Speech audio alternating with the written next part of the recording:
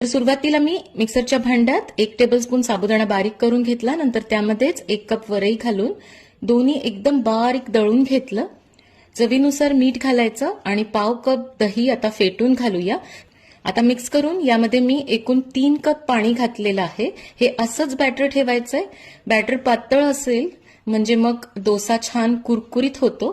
तवा पण कडकडीत गरम करून घ्यायचा म्हणजे डोस्याला जाळी छान पडते.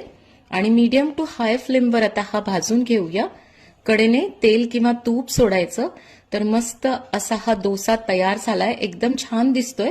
यासोबत खाण्यासाठी एक झटपट चटणी बनवूया. तर इथे मी आता दही घेतलं आहे. यामध्ये 2 ते 3 चमचे आपल्याला शेंगदाण्याचा कूट घालायचा आहे. थोडंसं मीठ आणि तिखट पण घातलं आहे. फोडणीसाठी मी तेल, जिरे आणि हिरवी मिरची एका कढईत घातलं.